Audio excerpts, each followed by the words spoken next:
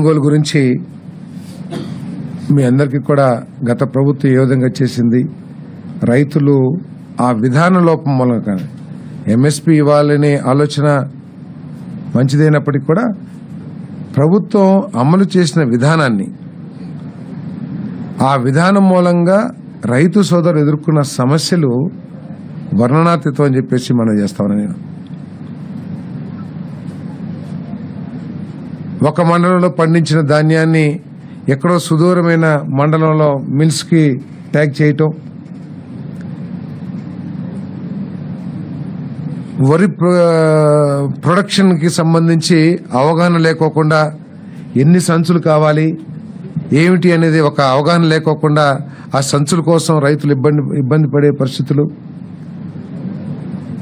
అదేవిధంగా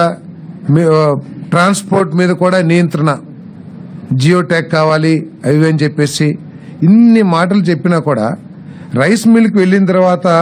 ఆ ధాన్యాన్ని ఎటువంటి సమస్య లేకోకుండా ఆ రైస్ మిల్లర్ తీసుకుంటున్నాడా లేదా అనేది పర్యవేక్షణ లేకోకుండా, ఆఖరికి రైస్ మిల్లర్స్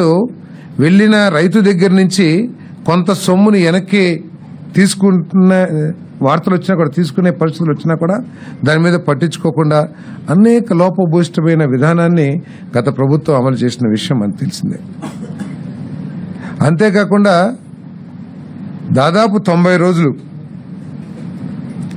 గత రబీ సీజన్లో సేకరించిన ధాన్యానికి 84-90 రోజులైనా కూడా రైతులకు పేమెంట్ చెల్లించకపోవటం మూలంగా రైతులు తీవ్ర ఇబ్బందులకు గురైన విషయాన్ని కూడా తీసుకొస్తున్నాం. దాదాపు 1600 కోట్ల రూపాయలు బకాయి పెట్టేసి వెళ్ళింది గత ప్రభుత్వం. దాంట్లో 1000 కోట్ల రూపాయలు